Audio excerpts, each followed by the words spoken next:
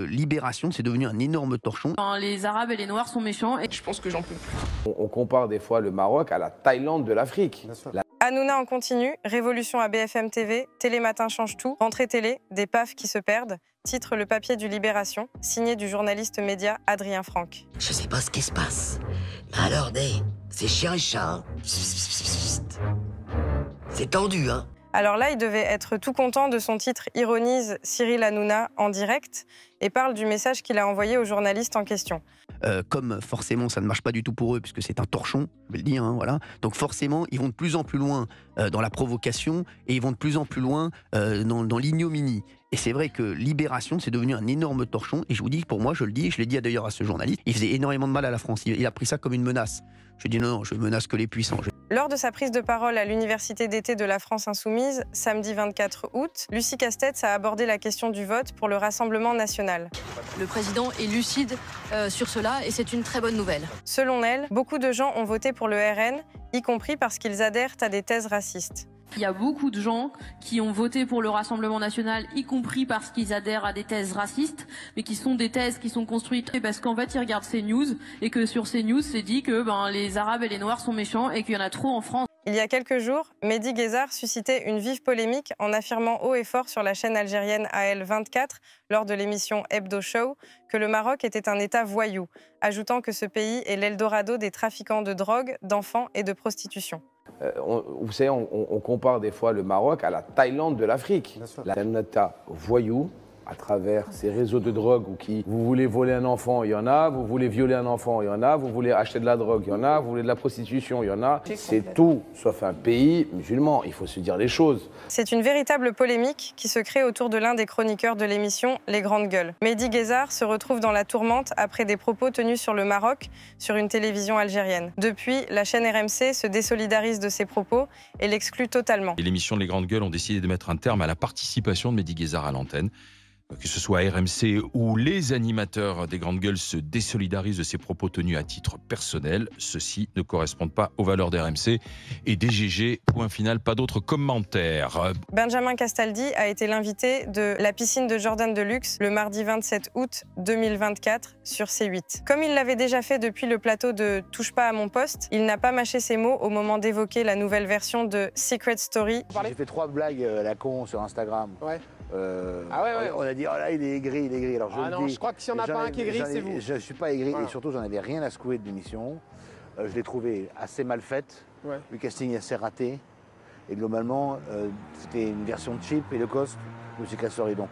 Le communiqué de l'Élysée a fait l'effet d'une bombe au sein du NFP, où les superlatifs ont déferlé toute la soirée pour dénoncer un déni de démocratie. Moi, ce que je vois, c'est qu'effectivement, nommer la dame de la comptabilité de la mairie de Paris d'extrême gauche semblait tout à fait surréaliste. Premier visé, Jean-Luc Mélenchon, le président de la République vient de créer une situation d'une exceptionnelle gravité.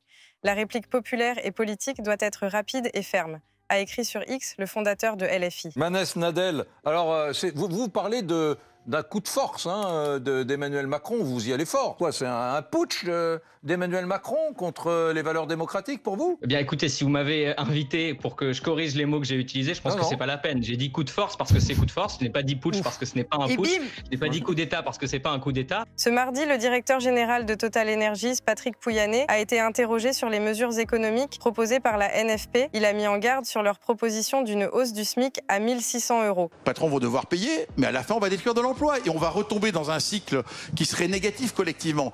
Qualifiant cette mesure de politique fiction, car dès que l'on donne 200 € de SMIC, vous avez 150 € de charge et immédiatement l'addition devient insupportable pour les PME. J'entendais le PDG de Total nous mettre en garde contre un SMIC à 1 600 €. Je rappelle à ceux qui nous regardent que cette mesure coûterait moins d'argent que les profits de cette entreprise. Donc le PDG de cette multinationale qui se gave sur nos factures énergétiques, aujourd'hui, a des profits plus importants que ce qui permettrait d'augmenter le SMIC. Les traîtres ont bien failli perdre Sally, a.k.a. Crazy Sally, pas parce qu'elle a accumulé les doutes et les votes des autres candidats à son encontre, mais parce qu'elle n'était plus sûre de vouloir continuer l'aventure.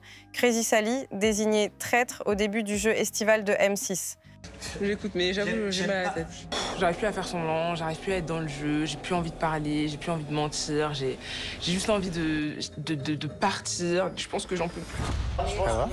Non mais je crois vraiment, là, j'ai une baisse de régime. Genre là, vraiment, j'ai plus envie, là. Franchement, j'en ai marre, là, d'avoir des caméras. Le chef de l'État a officiellement écarté la candidate du NFP, Lucie Castetz, au nom de la stabilité institutionnelle, et il a exclu la France insoumise d'une nouvelle journée de consultation à l'Élysée. Solidaires, les autres composantes de l'Alliance de gauche refusent d'y participer. Cherche Premier ministre. Désespérément, comme annoncé, aucune coalition n'est possible. Lucie Castetz a inventé un poste Premier ministre imaginaire. Elle joue ce rôle avec une prétention, une arrogance, une morgue qui n'a d'égal que l'antipathie que Madame Castetz inspire. C'est un casse-tête sans fin. Lundi 26 août, Emmanuel Macron a annoncé qu'il ne compte pas constituer un gouvernement Nouveau Front Populaire et que Lucie Castetz ne sera pas nommée Première ministre. Être français, c'est être ensemble. Depuis, le président de la République continue de s'entretenir avec les chefs de parti, mais aucune avancée n'a été faite. Les Français ont voté. Et donc ce serait un précédent incroyable, désastreux, que d'expliquer que désormais, en fait, c'est le chef de l'État qui décide seul de qui doit gouverner. Dans ces cas-là, on ne vote plus. C'est plus la peine de voter. C'est ça la démocratie. Emmanuel Macron voulait fracturer le Nouveau Front Populaire en isolant la France insoumise. Il a officiellement écarté la candidature de Lucie Castetz à Matignon. Vous demandez aux socialistes de devenir les supplétifs d'une Macronie finissante. La réponse, pour moi, elle est simple, elle est claire, c'est non. En échange, il a demandé au Parti socialiste, au Parti communiste français et aux écologistes de trouver des chemins pour coopérer avec les 3 partis du camp présidentiel. Le président a attendu au moins 1 mois avant d'entamer ses consultations. Et là, on dit aux Français, en fait, vous êtes déplacés, mais ça ne vaut rien. Vous avez mal voté. La démocratie ne signifie rien aux yeux du président. Et je trouve ça extrêmement dangereux. Pour sa rentrée sur la radio, avec sa nouvelle émission quotidienne, On marche sur la tête, Cyril Hanouna n'a pas manqué d'évoquer l'Arcom ce lundi 26 août. Et ce, dès les toutes premières minutes du programme. Oui, vous le savez forcément. Je sais qu'il y a beaucoup d'auditeurs qui nous écoutent à 16h. Il y a certainement d'ailleurs l'Arcom, puisqu'on est certainement la seule émission radio qu'ils écoutent. Donc je les embrasse et vous inquiétez pas, on a énormément de gens de gauche autour de la table. Quelques jours après une tentative d'incendie à la synagogue de la Grande Motte, le principal suspect et un de ses proches ont été mis en examen mercredi 28 août au soir par un juge antiterroriste parisien, puis écroués pour cet acte qui aurait pu avoir des conséquences dramatiques. Quand on n'est pas capable de qualifier d'antisémite ce qui s'est passé, mettre le feu de façon volontaire à une synagogue où le rabbin, sa famille, habitent en attendant avec une hache, c'est un acte antisémite, il faut le dénoncer comme tel. Sinon, on crée une suspicion et une confusion des genres, et je pense que les Français attendent, et notamment nos compatriotes juifs, qu'on mette des mots sur les choses. Aurélien Bélangère, écrivain et essayiste français, a récemment publié Les derniers jours du Parti socialiste aux éditions du Seuil. C'est quand même important de dire ce qu'il dit est faux. Il n'y a pas d'islamophobie sur les plateaux de télévision.